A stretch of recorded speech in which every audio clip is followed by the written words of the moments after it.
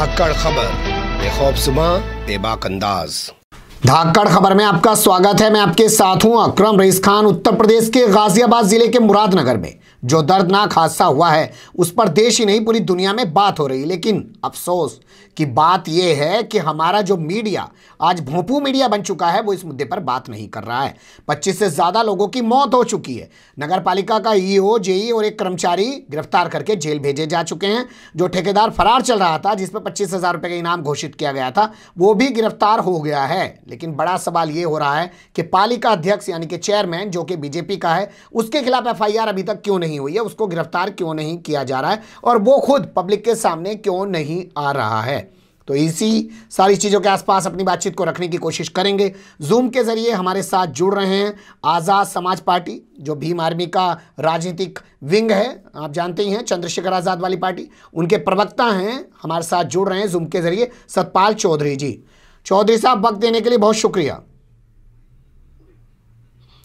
पहला सवाल यह है, आप लोग क्यों डिमांड कर रहे हैं नगर पालिका चेयरमैन के खिलाफ एफआईआर दर्ज कराने की? देखिए, ये इनका भारतीय जनता पार्टी का खानदानी पेशा है। ये लाशों की राजनीति करते हैं और कफन खसोट लोग हैं। चाहे आप कारगिल का ताबूत घोटाला लो, चाहे आप यहाँ गाजियाबाद में हिंडन नदी पर जो जिस तरह से ये विद्युत वाहक रह की बिजली काट के और जबरदस्ती लोगों को ईंधन खरीदने के लिए मजबूर करते हैं और वहां लोग औने पौने दाम में ईंधन खरीदते हैं और उससे ये लोग पैसा बनाते हैं, उसका ठेका भी नहीं के पास है। और अब ईओ पे और जिन पे ठेकेदार पे कार्रवाई कर दी। भाई जिम्मेदारी, यदि राजनीतिक आदमी आप हो, किस लिए चेयरमैन बने हो? भाई चेयरमैन की जिम्मेदारी नहीं है? क्या देख रेख कर रहे थे आप? क्यों आपके जो आपने चेकिंग की कि कहाँ कौन सा काम हो रहा? विकास का कार्य करने की जिम्मेवारी जनप्रतिनिधि की है और जनप्रतिनिधि इसमें शामिल है 100%। और दूसरी बात एक और कि भारतीय जनता पार्टी की सरकार का सत्ता का दुरुपयोग है कि उन लोगों ने इसमें भ्रष्टाचार की धारा तो शामिल ही नहीं की है एफआईआर में। कितना गजब खेल हो रहा है ये देखिए ना जी। तो हम लोग मांग कर रहे हैं, भीम आर्मी आजाद समाज पार्टी के 25 लोगों की मौत हुई है। मौत के जो सौदागर है, जो जिम्मेदार है 25 लोगों की मौत के लिए, ठेकेदार तो पैसा दिया, ठेकेदार तो है ही है, लेकिन ठेकेदार के साथ साथ जिसने पैसा लिया है, क्या इसमें चेयरमैन का कमीशन शामिल नहीं है? ऐसी बात आप कर रहे हैं। हम जनप्रतिनिधि दे रहे हैं, हमें मालूम है कि जब ईओ या अधीनस्थ अधिकारी, सेक्रेटरी, सचिव ग्राम पंचायत का या ईओ इसका या नगर निगम का कोई अधिकारी हो, जग जाहिर है, इनके संबंध जग जाहिर है कि अधिकारियों से इसके जो ठेकेदार है अजय त्यागी, इसके मेयर से, गाजियाबाद के मेयर से क्या रिश्ते हैं, सब जग जाहिर है जी। और मुरादनगर के चेयरमैन से क्या रिश्ते हैं, ये भी जग जाहिर है जी। उसके बावजूद एफआईआर नहीं हो रही है। क्या डीएम साहब कर रहे थे जी? आपने निरीक्षण नहीं किया? क्या कमिश्नर कर रही थी जी? आपने निरीक्षण नहीं किया? आप ये कह रहे हैं कि एफआईआर दर्ज की, उन लोगों को गिरफ्तार कर लिया, लेकिन सबसे चौंकाने वाली बात यह है कि भ्रष्टाचार की धारा ही उसमें नहीं लगाई है, धोखाधड़ी की धारा ही उसमें नहीं लगाई है, ये आप कह रहे हैं? जी जी, क्योंकि 420 का यदि मुकदमा दर्ज होगा भ्रष्टाचार का, तो उसमें जमानत का प्रावधान या नहीं है सिविल कोर्ट में, नीचे लोअर कोर्ट में। इसलिए वो लोग जल्दी से छूट जाए जो जो अपराधी है। इसलिए ये सारा खेल खेला गया और इसमें शामिल है भारतीय जनता पार्टी की उत्तर प्रदेश की सरकार भी। और जैसा कि मैंने पहले कहा कि इनका खानदानी पेशा, ये लोग कफन खसोट लोग हैं। ताबूत घोटाले में जिस तरह से कारगिल के युद्ध में लोगों ने पैसा खाया अटल बिहारी वाजपेयी की सरकार के दौरान, और जिस तरह से हिंडन नदी पे इतना बवाल हुआ, कई साल चला और आज भी वहां चल रहा, खेल चल रहा। आप जो आदमी चला गया, आपको उसके प्रति कोई संवेदना नहीं है। उसकी जान चली गई, मर गया, उसके प्रति कोई संवेदना नहीं है, आपको केवल पैसा जी। ये भ्रष्टाचार में लिप्त लोग हैं, इनका खानदानी पेशा। ये भ्रष्टाचार में लिप्त लोग हैं और ये हमेशा ही ऐसा करते हैं, लाशों का सौदा करते हैं, ये आपका कहना है। चेयरमैन के खिलाफ क्या इसलिए कार्रवाई नहीं हो रही है क्योंकि चेयरमैन का नाम विकास तेवतिया है और ब्रजपाल तेवतिया के भाई हैं और ब्रजपाल तेवतिया राजनाथ सिंह के करीबी हैं?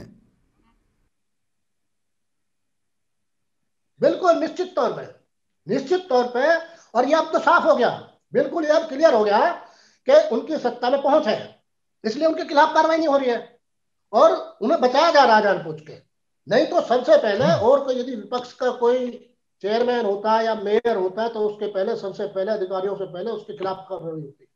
बताया जा रहा है कि 55 लाख रुपए का टेंडर था, लेकिन कुछ लोगों का कहना है कि 35% तक घोटाला, यानी कि उसमें जो क्या बोलते हैं उसको, कमीशन खोरी होती है, इस वजह से ठेकेदार ने घटिया सामग्री लगा दी।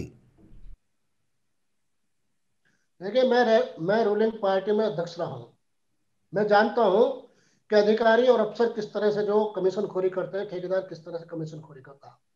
ये यकीनन इसमें कोई दो राय नहीं है कि 35 नहीं, 40 और 45 और 50% जो कमीशन जाता जी।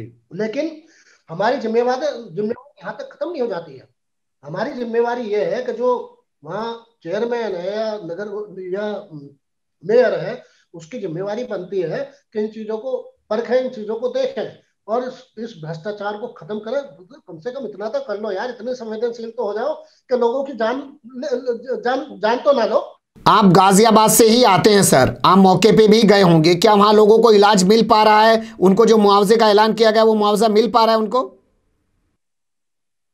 नहीं, मुआवजे का केवल घोषणा हुई। पहले घोषणा हुई 2 लाख रुपए की, उसके बाद घोषणा हुई जब पब्लिक ने दबाव बनाया, जब लाशों को रखा गया सड़क पे, तो तब घोषणा हुई 10 लाख रुपए की। लेकिन अभी मात्र घोषणा है। अभी कब किसको मिलेगा? रोहरी में पीछे घटना हुई थी इसी तरह की, मोदीनगर क्षेत्र में, वहां पे भी को नया नहीं मिला, अभी तक उन्हें मुआवजा नहीं मिला। भेदभाव करती है आदमी, आदमी में भेदभाव करती है। तो एक्सीडेंट में कोई मर जाएगा तो दे दोगे, और दूसरी तरफ जो है ये लोग मर जाएंगे, तुम्हारे भ्रष्टाचार के शिकार हो जाएंगे, उनकी हत्या कर दोगे आप लोग, और उन्हें जो आप 2-2 लाख रुपए घोषणा करोगे, फिर 10 लाख की घोषणा करोगे, और दोगे 1 रुपया भी नहीं, अभी तक चवन नहीं मिली, उनकी इलाज की व्यवस्था नहीं करोगे ठीक से। आप लोगों की क्या डिमांड है सर? हमारी 50 लाख रुपए की डिमांड है, और हालांकि पैसे से किसी का जो जान गई है वो वापस नहीं आ सकती। जो जिम्मेदार आदमी था वो चला गया, तो भरण पोषण के लिए कम से कम परिवार के लिए जान तो चली ही गई है। अब कम से कम जो लोग बचे हैं उन परिवारों को इतना तो इमदाद मिले कि वो लोग अपना भरण पोषण कर सके, उसके साथ साथ सरकारी नौकरी मिले, ताकि वो लोग सुरक्षित महसूस करें और अपने कुछ गम को कुछ हल्का करने की कोशिश कर सकें।